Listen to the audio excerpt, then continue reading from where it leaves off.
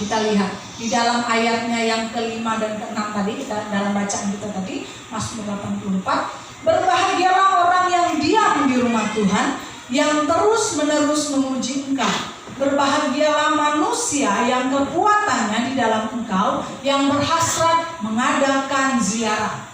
Apa Ibu yang dikasih oleh Tuhan? Berkat yang pertama, waktu kita hidup intim dengan Tuhan, waktu kita punya hubungan yang intim dengan Tuhan, itu adalah berbahagia. Semua katakan dengan saya, berbahagia. Berbahagia. Amin. Saya percaya semua kita di sini ingin bahagia. Amin. Amin. Ada yang tidak suka bahagia, angkat tangan. Enggak, saya nggak suka bahagia katanya. Saya mau menderita aja. Kalau ada, mari kita doakan bersama-sama. Maju ke depan, lalu kita doakan supaya Tuhan memberikan damai sejahtera untuk dia bisa berbahagia. Semua kita pasti ingin berbahagia. Dan waktu kita hidup intim dengan Tuhan, berkat yang pertama sekali kita nikmati itu adalah bahagia. Firman Tuhan bilang ini, berbahagialah orang yang diam di rumahmu, yang diam di rumah Tuhan. Kalau saya boleh katakan pagi hari ini kita semua adalah orang-orang yang berbahagia karena kita semua ada di dalam rumah Tuhan. Amin. Amin. Gak semua orang bisa masuk dalam rumah Tuhan. Gak semua orang punya kesempatan untuk bisa masuk di rumah Tuhan. Saya katakan tadi terbukti masih ada kursi yang kosong. Ini kursi belum dipasang semua. Kursi kita ini ada 100. Kalau dipasang dalam ibadah normal, nggak masa physical distancing seperti ini, itu biasanya 60, sebelah 30, sebelah 30. Tapi sekarang kayaknya hanya 30, nggak sampai gitu. Sekitar 30 sekarang. Nggak banyak orang yang bisa ada di dalam rumah Tuhan. Tapi firman Tuhan bilang ini, berbahagialah orang yang diam di dalam rumahmu. Waktu kita berada di dalam rumah Tuhan, maka kita berada di tempat yang tepat. Amin. Amin. Semua bilang dengan saya berada di tempat yang tepat. Saya berada di tempat yang tepat. Amin. Tuhan memberkati kita semua pada pagi hari ini. Mazmur 84 ayat yang ke-11. Kalau kita lihat di bawahnya ini, Mazmur bilang ini, lebih baik 1 hari di pelataranmu daripada 1000 hari di tempat lain. Lebih baik berdiri di ambang pintu rumah Allahku daripada diam di kemah-kemah orang fasik. Betapa berharganya untuk ada di hadapan Tuhan. Betapa berharganya untuk kita ada di dalam rumah Tuhan. Pemazmur bilang begini, lebih baik 1 hari di pelataranmu. Kalau kita tahu pelataran itu belum sampai di dalam. Setuju? Pelataran itu masih di luar. Tapi pemazmur bilang ini, lebih baik di pelataranmu, lebih baik 1 hari di pelataranmu daripada 1000 hari di tempat lain. Belum masuk rumah Tuhan, masih di pelatarannya, tapi pemazmur bilang ini, berbahagia. Amin. Karena dia tahu ada berkat yang besar waktu dia datang kepada Tuhan. Lalu ayatnya selanjutnya begini, lebih baik berdiri di ambang pintu rumah Allahku daripada diam di kemah-kemah orang fasik. Lebih baik berdiri di depan sana daripada dia masuk di dalam kemah orang fasik. Kenapa? Karena dia tahu ada berkat di hadirat Tuhan. Amin. Amin. Saudara yakin dan percaya waktu kita datang kepada Tuhan, waktu kita menyembah Tuhan, waktu kita ada di dalam rumah Tuhan, saudara yakin bahwa saudara terima berkat dari Tuhan. Amin. Amin. Saya percaya kita tahu ini dan kita yakin ini terbukti. Kalau kita nggak yakin, ngapain kita cari Tuhan? Gue sembahyang mewah, nggak dapat apa-apa. Tapi kita tahu waktu kita datang sama Tuhan, ada sesuatu yang kita terima dari Tuhan dan kita nggak bisa bilang itu, tapi kita bisa merasakannya. Yang dikatakan firman Tuhan, berbahagialah orang yang diam di dalam rumahmu. Karena saat kita berada di dalam rumah Tuhan, disitulah kebutuhan spiritual kita terpenuhi. Manusia ini bukan hanya sekedar jasmani yang harus dipenuhi, tapi rohani pun harus dipenuhi. Amin. Karena manusia ini bukan cuma dari daging, tapi dia punya roh. Bukan cuma sekedar makan yang harus kita terima, tapi makanan rohani untuk iman kita, untuk kehidupan spiritual kita, itu pun harus terpenuhi. Amin. Oleh karena itu, waktu kita ada di dalam rumah Tuhan, disitulah kebutuhan spiritual kita dipenuhi. Bapak Ibu jemaat Tuhan yang dikasihi oleh Tuhan, pagi hari ini ada di dalam rumah Tuhan, kita sedang memberi makan rohani kita. Kita sedang memenuhi kebutuhan spiritual kita. Apa itu? Contohnya saudara, sukacita kita, damai sejahtera kita, terlebih lagi apa? Iman kita dikuatkan waktu kita ada di dalam rumah Tuhan. Amin. sukacita itu nggak bisa dibeli. Damai sejahtera nggak bisa dibeli. Apalagi namanya iman itu nggak bisa dibeli. Kita punya uang banyak lalu kita pergi sama Pak Pendeta, Pak saya mau beli iman supaya saya beriman yang banyak. Nggak dapat. Agama manapun nggak bisa beli iman. Iman itu harus ditekuni, harus dijalani. Ketika kebutuhan spiritual kita terpenuhi, kita akan merasakan yang namanya bahagia. Amin. Amin. So jangan heran orang yang kaya, orang yang punya banyak uang, tetapi mereka nggak bahagia. Kenapa? Kebutuhan spiritualnya mungkin belum terpenuhi, masih ada yang kosong di dalam hatinya. Dia susah untuk bersuka cita, dia susah untuk damai sejahtera lihat orang lain. Padahal apa? Uangnya banyak, tapi mau senyum kayaknya berat betul. Sepertinya bibirnya terkunci, dilakban mungkin, nggak bisa senyum. Gak bisa punya damai sejahtera, jengkel, terus perasaan curiga, terus perasaan iri sama orang, krosa aja gak karu-karuan. Kenapa? Coba koreksi. Jangan-jangan kebutuhan spiritual dia tidak terpenuhi, sibuk kerja, gak memperhatikan bahwa jasmaninya sudah penuh, rohaninya yang kurang. Gak punya waktu untuk beribadah. Banyak alasan yang membawa dia menjauh dari Tuhan. Sehingga salah sedikit marah-marah. Yang keluar kebun binatang, sumpah serapah, omongan yang jelek, kita dengarnya aja malu, apalagi kita mengucapkannya. Kenapa? Karena ada sesuatu yang kosong di sini yang gak bisa dipenuhi dengan apapun, walaupun kita punya uang yang banyak. Amin. Kebutuhan spiritual harus diperhatikan. Waktu kita ada di hadapan, waktu kita ada di dalam rumah Tuhan, maka kebutuhan spiritual ini terpenuhi. Karena kebutuhan spiritual ini saya bilang nggak bisa dibeli. Amin. Karena itu sekali lagi saya mau katakan pagi hari ini kita adalah orang-orang yang berbahagia. Kenapa? Karena kita ada di dalam rumah Tuhan. Firman Tuhan bilang ini, berbahagialah orang yang diam di rumahmu. Ini tempat kita. Amin. Haleluya. Ini tempat kita. Jangan pernah tinggalkan tempat kita. Yang kedua, berkatnya apa? Waktu kita hidup intim dengan Tuhan.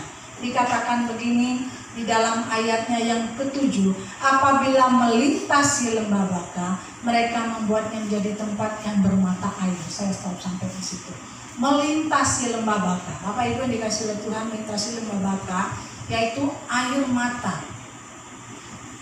Lembah yang penuh dengan air mata berarti melewati yang namanya kesukaran, melewati yang namanya pergumulan ataupun masalah di dalam kehidupan kita. Nah, orang yang hidup intim dengan Tuhan, dia akan dimampukan Tuhan untuk melewati berbagai macam kesukaran, berbagai macam pergumulan, berbagai macam masalah. Kenapa? Karena Allah yang menjadi sumber kekuatan mereka. Amin. Amin. Saudara yakin, saudara percaya, karena Tuhan yang memampukan kita sehingga kita bisa melewati pergumulan kita. Atau saudara bilang, oh enggak, saya melewati pergumulan saya karena kekuatan saya sendiri. Saya strong woman, saya strong man. Tapi waktu kita hidup intim dengan Tuhan, Tuhan akan menjadi kekuatan buat kita. Amin. Memampukan kita melintasi, melewati yang namanya lembah Baka. Yang namanya lembah itu gak enak. Turun ke bawah jurang, apalagi dibilang lembah Baka.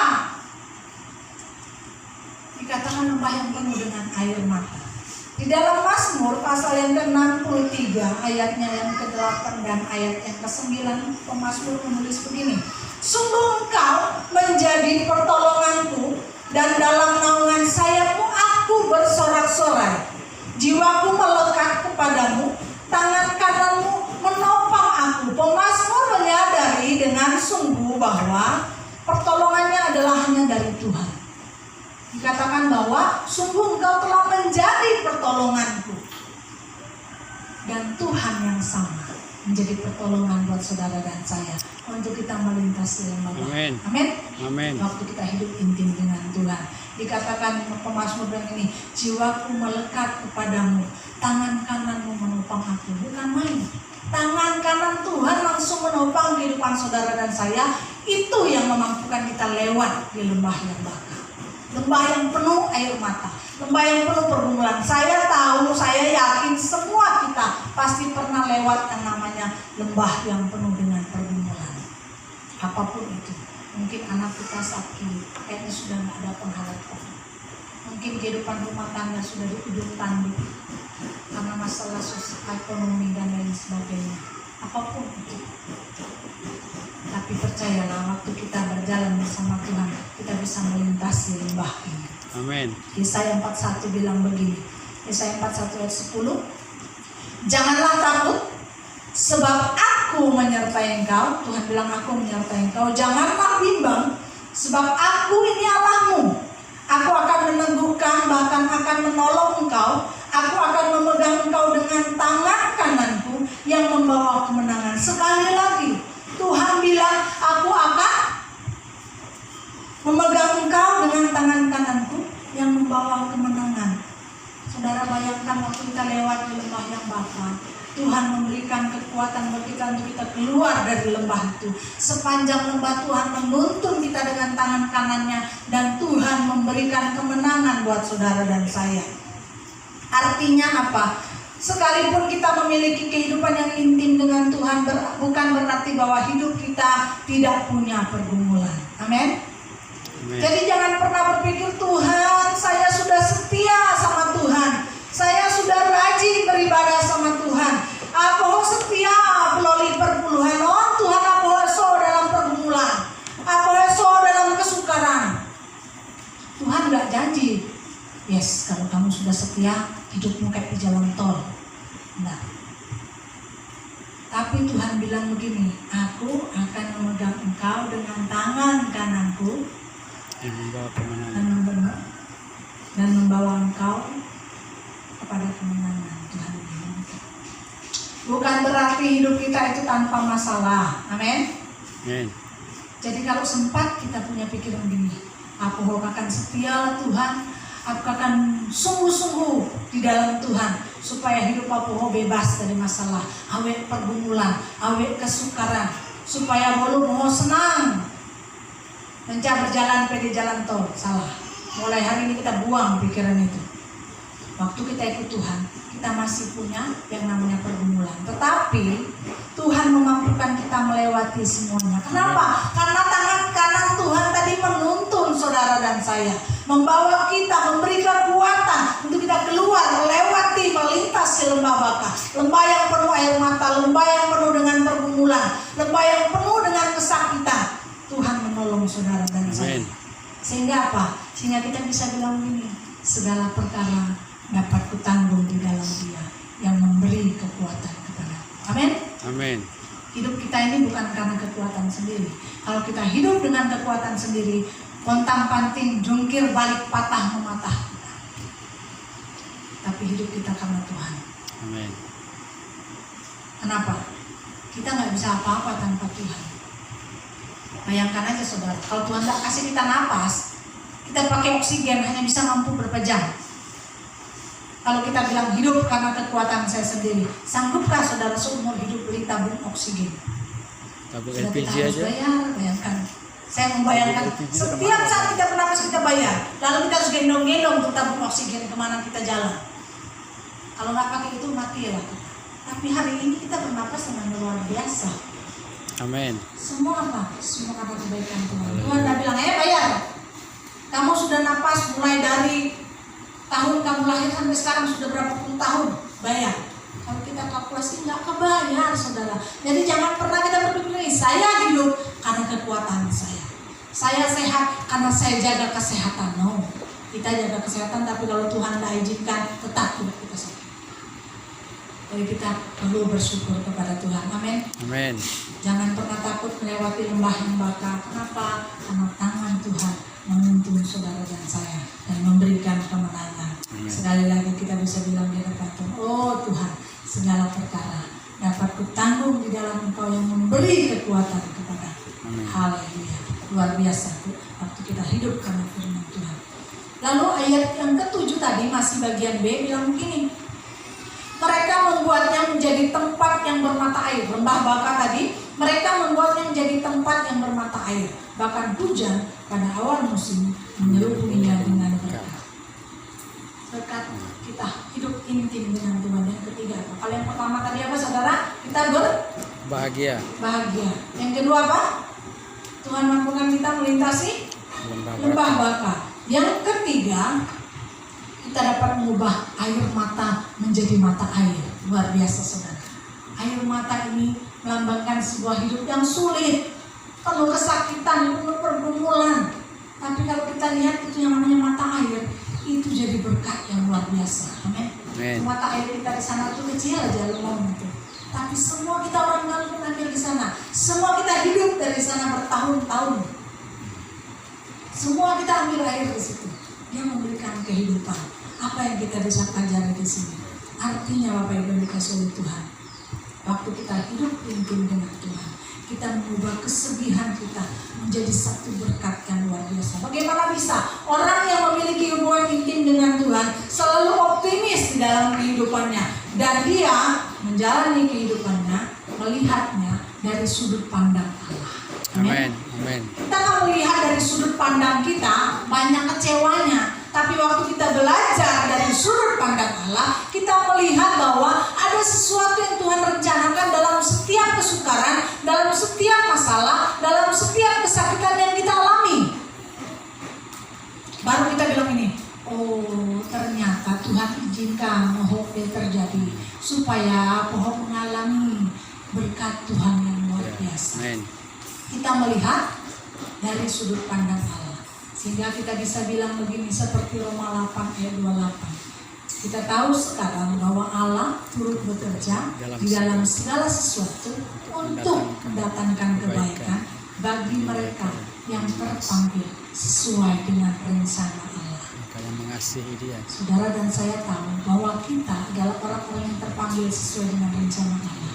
Waktu kita punya masalah, waktu kita punya persoalan, kita belajar lihat dari sudut pandang Allah. Itu namanya kita mengubah air mata menjadi mata air. Mungkin Tuhan izinkan kita sakit. Supaya apa? Tuhan menyatakan bahwa Dia Allah penyembuh. Amin. Kalau kita lihat, oh waktu aku sakit, Tuhan sembuhkan. Air mata menjadi mata air. Waktu kita bersaksi sama orang lain, waktu saya sakit Tuhan tolong saya, dan ini menjadi satu kesaksian, menjadi berkat bagi orang lain. Tuhan izinkan kita kekurangan supaya apa? Tuhan lihat, Tuhan memperlihatkan pemeliharaannya yang luar biasa buat saudara dan saya. Beberapa waktu yang lalu saya sempat mengungkapkan lagi ini, sempat share ini bahwa Tuhan pernah izinkan hal yang paling sulit sekalipun, masalah keuangan, masalah kesehatan, Tuhan izinkan. Saya bilang sampai mau makan aja sudah nggak bisa makan, cuma punya beras, minyak nggak ada, yang lain-lain nggak ada, bawang nggak punya. Puji Tuhan dapat berkat, dikasih ikan asin tapi bingung, nggak tahu mau masaknya pakai apa. Saya pikir kalau ikan asin direbus, aduh, saya nggak bayangkan kalau ikan asin direbus. Saya dapat ide, saya bakar ikan asinnya. Nggak punya beliku, kalau pakai beliku enak, bakarnya masih agak sempurna. Kita bakar pakai kompor, agak kosong-kosong sedikit lah. Yang penting saya bilang dia nggak mentah-mentah banget, bisa dipakai makan. Tapi Tuhan izinkan mengalami kesukaran seperti ini untuk memperlihatkan bahwa Tuhan pelihara. Saya jualan kerupuk waktu itu, 1 minggu cuma dapat 1.500 untungnya. 1 minggu saudara. Dengan apa? Dengan 1.500 itu kita bisa beli apa? Nggak dapat. Carinya daun singkong, makannya daun singkong saudara. Tapi Tuhan pelihara sampai hari ini. Bukan berarti waktu saya cuma dapat 1 minggu 1.500 habis sampai situ. Enggak, Tuhan pelihara sampai hari ini. Luar biasa. Tuhan izinkan itu terjadi untuk saya melihat bahwa Tuhan memelihara. Amen. Tuhan menyertai. Mungkin saudara juga pernah alami. Dan jangan pernah bilang gini pun, Tuhan biar terasilah. Tuhan sayang kepada kita lebih dari apa yang kita pikirkan. Amin. Amin. Lebih daripada apa yang dapat kita pahami tentang Tuhan. Tuhan sayang buat kita. Jadi mari kita mau mengubah air mata yang kita alami menjadi sebuah mata air yang bisa memberkati orang lain. Kesulitan yang kita alami, kita lihat dari sudut pandang Allah. Supaya apa? Supaya kita bisa membagi berkat buat orang lain. Waktu kita sakit, Tuhan bisa sembuhkan. Waktu kita kekurangan, Tuhan bisa cukupkan. Tuhan bisa pelihara. Tuhan melindungi. Waktu kita mendapat serangan, Tuhan izinkan. Oke, you diserang, tapi nggak kenapa-kenapa. Karena tetap ada perlindungan Tuhan yang sempurna. Amin. Luar biasa, saudara. Kenapa bisa demikian? Karena kita hidup intim dengan Tuhan, punya hubungan yang dekat dengan Tuhan. Amin. Amin. Saudara, suami istri kalau dia punya hubungan yang intim, pastilah saling melindungi. Apalagi kita punya hubungan yang intim dengan Tuhan, Allah semesta alam, dia pasti menjaga kita seperti biji matanya. Setiap kesulitan adalah kesempatan untuk kita mengalami keajaiban Tuhan. Amin. Amin. Coba bilang sama-sama saya. Kesulitan adalah kesempatan untuk mengalami keajaiban Tuhan. 1, 2, 3. Kesulitan adalah kesempatan untuk mengalami keajaiban Tuhan. Kalau kita nggak pernah merasa sulit, kita nggak pernah susah, kita nggak pernah sakit, kita nggak pernah melihat pemeliharaan Tuhan. Kenapa? Beras di dapur banyak, gula ada, minyak ada, kita nggak usah berdoa. Mau makan cukup terus. Tapi waktu kita nggak ada apa-apa di dapur, kita cuma bisa bilang sama Tuhan, Tuhan, kau awatlah Tuhan. Sudah nggak bisa ngomong apa-apa sama Tuhan, cuma bisa Tuhan awatlah Tuhan. Tuhan awatlah Tuhan, penuh air mata meleleh. Tiba-tiba orang datang. Permisi, dengan berkat kekedirihan begini, ada beras, ada gula. Oh, pada kita bilang, puji Tuhan. Walaupun mungkin orang antar cuma sekilo. Puji Tuhan aku bisa makan. Coba kalau kita penuh di dapur itu, jangan-jangan makan pun kita lupa bilang terima kasih sama Tuhan. Buat pulau deh, langsung masuk dalam mulut. Mungkin, tapi saya percaya jemaat Tuhan di tempat juga seperti itu. Amin. Haleluya, selalu mengucap syukur. Ingat sebelum makan cuci tangan, berdoa. Hari-hari ini corona, nggak makan aja kita cuci tangan terus, apalagi mau makan kita harus cuci tangan. Sekali lagi saya mengatakan bahwa kesulitan adalah kesempatan mengalami keajaiban Tuhan. Asalkan kita tetap berjalan bersama Tuhan. Amin. Jangan pernah tinggalkan Tuhan. Jangan pernah tukar Tuhan dengan yang lain. Yang terakhir, saudara. Waktu kita hidup intim dengan Tuhan. Nah, ini yang luar biasa. Ayatnya yang ke-8. Mereka berjalan makin lama makin kuat hendak menghadap Allah di Sion. Hidup intim dengan Tuhan. Kita dapat berkat apa? Yang keempat. Berkat dari hidup intim dengan Tuhan. Hidup semakin kuat. Semakin hari semakin tua. Tapi semakin hari semakin kuat. Logikanya semakin hari semakin tua itu kita kurang kekuatannya. Tapi di dalam Tuhan semakin hari kita semakin kuat. Dikatakan mereka berjalan makin lama makin kuat hendak menghadap Allah di Sion. Orang yang memiliki hubungan yang intim dengan Tuhan memiliki kekuatan yang tidak terbatas. Kenapa? Firman Tuhan bilang semakin lama semakin kuat. Secara logika motor baru masih kuat, makin lama nggak terlalu kuat. Mobil begitu juga, apalagi manusia. Tapi waktu kita hidup intim dengan Tuhan, kekuatan kerohanian kita semakin lama semakin kuat. Kenapa? Karena Allah yang menjadi kekuatan kita. Amin. Kita nggak melakukannya sendiri, kita mengandalkan Tuhan di dalam kehidupan kita. Jangan kita mengandalkan kekuatan sendiri. Yesaya 40 ayat 31 bilang begini. Tetapi orang-orang yang menanti-nantikan Tuhan mendapat kekuatan baru. Mereka seumpama raja wali yang naik terbang dengan kekuatan sayapnya. Mereka berlari tidak menjadi lesu. Mereka berjalan dan tidak menjadi lelah.